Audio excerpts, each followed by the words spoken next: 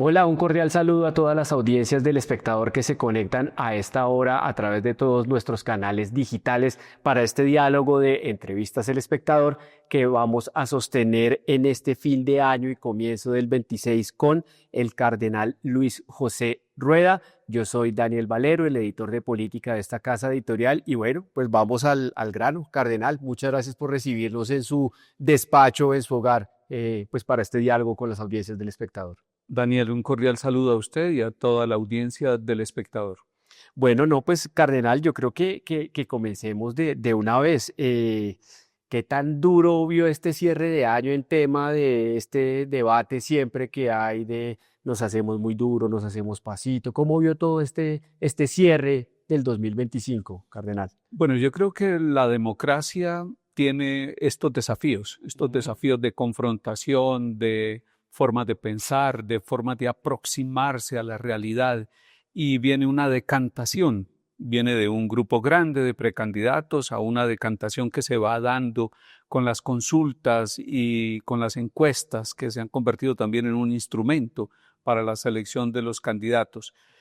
Creo que es muy importante que hagamos un énfasis y es que la democracia crece cuando hay argumentación, cuando hay Ujú. ideas, cuando hay proyectos, no cuando hay ataque personal. Si pasáramos del ataque personal a la propuesta en favor de todos los colombianos, posiblemente este proceso preelectoral tendría más calidad y sería un fruto más maduro para el bien de Colombia. En ese mismo orden de ideas, Cardenal, ¿por qué es tan difícil que el país político, sobre todo, que es el que está en esa polarización, llegue a puntos por lo menos medios para que el debate sea un poco con más, excúseme el término, será altruista tal vez, más con más altura?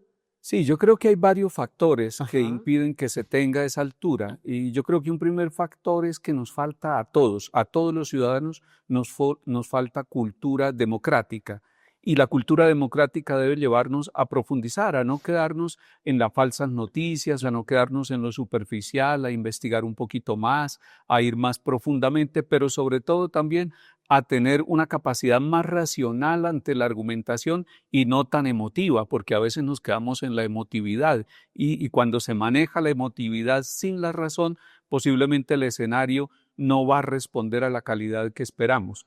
Eso por parte Ujú. de todos los ciudadanos, pero por parte de los mismos candidatos yo creo que hay que llegar sin improvisar tanto, hay que llegar con algo ya más construido para ofrecerle a los ciudadanos. ¿Usted cree que en este debate preelectoral, Cardenal, hacen falta más ideas, más argumentos, como los decía en la primera respuesta? ¿Hace falta más profundidad tal vez en el debate? Yo sí creo, y eso tiene que ver con varias cosas, no solamente con la parte académica, que gracias a Dios tenemos candidatos bien formados académicamente, sino que tiene que ver con más cercanía a la realidad, a las regiones, a los territorios, a los escenarios Ujú. concretos donde está el futuro y donde están los grandes desafíos del país. ¿Cree que le falta más cercanía a los candidatos con el pueblo, tal vez? Yo sí creo que falta que visitemos las regiones, que escuchemos a los líderes y lideresas de los distintos ámbitos en todas las regiones. Eso le va a permitir al candidato globalizar unos puntos, unos horizontes, hacer nuevas síntesis, Ujú. no quedarse solamente en el estudio académico desde un escritorio, sino en la cercanía de los territorios, que en últimas es la cercanía con las personas que son moradores, que tienen un concepto sobre la violencia, sobre la economía, sobre el futuro, las esperanzas que tienen, pero también las grandes preocupaciones que ellos las van expresando con mucha sinceridad. Cardenal, ¿ya se ha reunido con algunos de los candidatos? Sí, nosotros no solamente en proceso preelectoral, sino durante el ejercicio de la pastoral y de la evangelización en nombre de Cristo y con la iluminación de la doctrina social de la Iglesia, siempre estamos en búsqueda de escuchar. Y muchos de los que son hoy precandidatos han pasado por la mesa del desayuno, por el diálogo, por la conversación espontánea de tal manera que ellos puedan sentir que la iglesia los escucha, que la iglesia valora el servicio de los líderes, hombres y mujeres que están trabajando por el bien común del país. ¿Con quiénes se ha reunido, Cardenal? Bueno, la lista es larga, pero pudiéramos decir, hemos estado con el senador Cepeda, Ujú. con el presidente Cepeda anterior del Efraín Cepeda, presidente del Senado, también con Clara López, con Paloma Valencia y con algunos expresidentes de la República que siempre tienen algo que aportarle y tendrán siempre algo que decir desde la experiencia vivida por ellos y desde las perspectivas que tienen. Y ha vuelto a dialogar con el presidente Gustavo Petro a propósito de perspectivas y todo este diálogo que se está generando en el país. Sí, sí, con el presidente hemos hablado en algunas ocasiones. No es que sea muy frecuente Ok. nuestro diálogo, Ujú. pero cuando nos encontramos lo hacemos con respeto, lo hacemos con profundidad y tratamos de aprovechar el tiempo porque él tiene agendas muy apretadas, pero yo agradezco que él en las veces que he solicitado he tenido la acogida. ¿Cuándo fue la última vez que habló con el presidente Petro? Estuvimos hablando en el transcurso del segundo semestre con motivo de lo que fue el diálogo de la mesa redonda que tuvimos aquí. Después de eso no han vuelto a dialogar. Después de eso no ha habido un diálogo directo, no nos hemos encontrado. Carnal, usted es muy franco. ¿Por qué fracasó esa mesa? Yo creo que esa mesa no fracasó. Ok.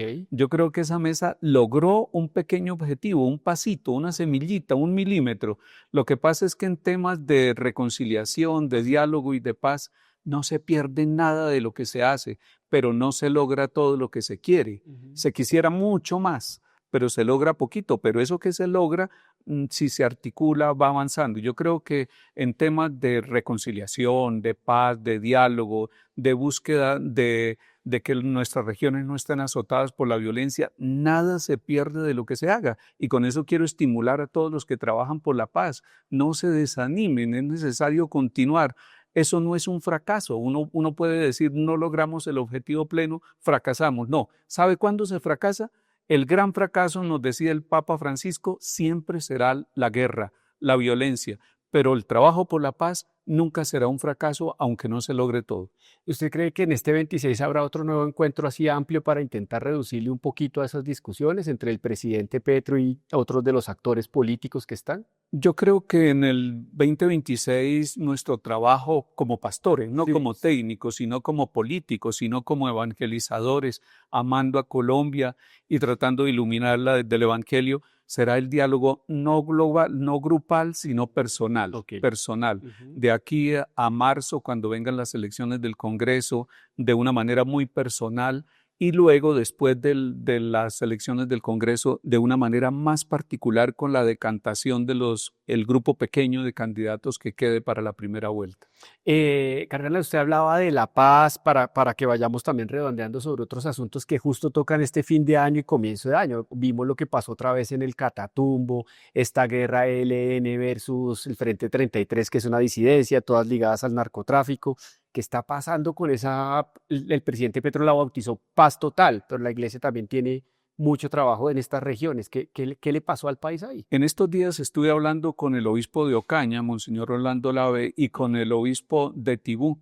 Monseñor Israel Bravo Cortés, porque ellos sí que están allí en las regiones y ellos sí Ok. que entienden el territorio y nos ayudan a entenderlo a los demás obispos. Y me estaban explicando eso, de ese conflicto que fue primero un conflicto ideológico, Ujú, ujú. donde el ELN, que se había tomado el territorio, que había dejado vacío la FARC después Ujú, ujú. de los avances en La Habana y después de su desmovilización. Después llegan estas disidencias, las disidencias primero de Mordisco, de Iván Mordisco y luego las de Calarcá, y viene como un enfrentamiento ideológico porque el ELN maneja una forma de estar en el territorio y de relacionamiento con los campesinos y los moradores, y los de Calarcá tienen otra forma. Ujú. Entonces, como que inicialmente fue una cuestión ideológica, pero ese enfrentamiento trágico con un número de muertes Ujú. grande en enero, precisamente Sí. comenzando este año, no ha parado, no ha Ujú. parado. ¿Y qué pasa? Que los campesinos que están en la región y que tienen sus casas, que tienen sus fincas, que tienen su trabajo, ven llegar a un grupo y a posarse ahí en la casa. Y luego llegan otro grupo a posarse. Ellos no tienen cómo decirles váyanse. Y sin embargo, o les toca decidir a los campesinos, o nos quedamos aquí en medio de dos fuegos o nos vamos a las cabeceras municipales del Tarra, de La Gabarra, de Tibú, de Ocaña, nos desplazamos y abandonamos todo. ¿Por qué? Porque ellos están enfrentados y lo hacen con drones, lo hacen con bombas, lo hacen con armas y es una lucha a muerte entre estos dos grupos. Yo aprovecharía para decirle a los grupos armados, ellos tienen una pretendida paz con el gobierno, pero tienen una guerra a muerte entre ellos que deja en medio a la población civil. Y yo les diría a estos grupos, respeten la vida de los moradores, respeten la vida de los campesinos, de los que están en estas regiones, porque ellos son los verdaderos dueños de esta tierra y son los verdaderos trabajadores del desarrollo de estos territorios. Precisamente, cardenal, usted dice que la paz no es un fracaso, que la guerra es que es el fracaso, que además estos grupos, no solamente en el Catatumbo y en otros lados, están en una lucha a muerte. Pero entonces, ¿qué es lo que falla? ¿Qué falla? Yo creo que fallan varias cosas. Falla el corazón, falla la conciencia, falla la interioridad. Porque hay múltiples formas de violencia. Está la violencia armada esta que estamos hablando y que hace sufrir al Catatumbo, al Magdalena Medio, a todo el Pacífico, Chocó, el Valle del Cauca, Cauca y Nariño, por el abandono del Estado en estos territorios y por el valor estratégico de estas zonas. Y esto es una forma de violencia que tiene que ver con economías ilícitas, que tiene que ver con fronteras porosas, que tiene que ver con el tráfico de armas y toda esta situación de dominio territorial. Pero hay otras formas de violencia. Ustedes, los periodistas, nos hacen ver cómo en Colombia las estadísticas muestran que hay homicidios todos los días y cada hora en medio de los colombianos. Ese es otro síndrome de la violencia que está en el corazón de nosotros los colombianos. Ahora hablar de la violencia intrafamiliar y eso está en el corazón de nosotros. Y hablar de la violencia simbólica que hace estigmatizar a grupos y a personas y que hace olvidar y tratar con indiferencia a otros. Es una forma de violencia. Y finalmente esa violencia verbal, de la cual nosotros todos somos víctimas, pero todos somos actores. Nos estamos acostumbrando a solucionar los problemas a través de una violencia verbal que yo diría los líderes de este país deben darnos ejemplo para que el corazón de los colombianos vuelva a ser un corazón respetuoso, amable, bondadoso y sincero en el trato con los demás. Y para cerrar este tema y ya ir también concluyendo la entrevista con un par de preguntas finales, cardenal, las zonas de ubicación del Clan del Golfo, del Córdoba y en Chocó, la iglesia también ha estado, digamos, como respaldando estos proyectos de paz total y de diálogo. ¿Será que no puede pasar lo mismo que en el Catatumbo y además que estas zonas llegan en época electoral precisamente? Sí, yo diría que la iglesia está antes de que lleguen estos espacios de desmovilización. Tiene que estar allí. Pudiéramos huir, pudiéramos decir nosotros como pastores, porque iglesia somos todos los bautizados, pero pudiéramos huir y decir nosotros los párrocos, los obispos, las religiosas, nos vamos de Córdoba, nos vamos de estas zonas porque va a llegar este grupo de personas que se van a desmovilizar, pero nosotros optamos por quedarnos y por dos motivos nos quedamos, por dos motivos siempre nos quedaremos acompañando a nuestras comunidades y acompañando procesos de paz que unos logran más avances y otros menos, por dos motivos. Primero, por Cristo Jesús el Señor y por el Evangelio, por la doctrina social de la Iglesia y por el concepto humanitario, porque mal haríamos nosotros propugnar una paz y abandonar comunidades. Claro. Debemos estar allí sabiendo que eso tiene riesgos para nosotros y sabiendo que es un riesgo caminar en procesos de paz. Lo hacemos entonces no por una opción, por un partido político o por un gobierno de turno, sino que lo hacemos por Cristo y por la gente. Y, Monseñor Cardenal, excúseme, le insisto en ese pedazo de la pregunta. Usted habla a lo largo de todas sus respuestas del año electoral. Estas zonas se presentan en año electoral. La gente no puede terminar tal vez afectada en el ejercicio electoral por cuenta de estas zonas. Sí, hay situaciones, decisiones que se toman que en tiempo electoral pueden convertirse casi en una acción con daño, porque se van mezclando los procesos electorales con estas búsquedas y en últimas eso termina afectando a buena parte de la población. Por eso el llamado es a no mezclar lo uno con lo otro, a quitar todo lo que sea el uso de las armas en el proceso electoral, a no interferir en las decisiones de las poblaciones, a permitir que haya unas elecciones responsables. Bueno, y ya para cerrar, ¿qué espera para el 2026, cardenal? Muchas cosas.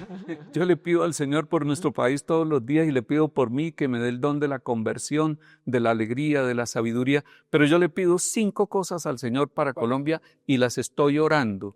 Varias cosas. Primera, que se cuide la seguridad alimentaria en Colombia, en las regiones. Hay hambre, hay gente que no tiene la posibilidad de alimentarse, siendo que este es un país que pudiera ser una despensa de alimentos para el mundo entero, por la gran variedad de climas y de territorios que tenemos. Segundo, que se cuide la familia, porque el don de la familia, su familia, Daniel, la familia de los colombianos, mi familia, son realmente un reducto que si no lo cuidamos, el tejido social se nos desmadeja. Cuidar la familia.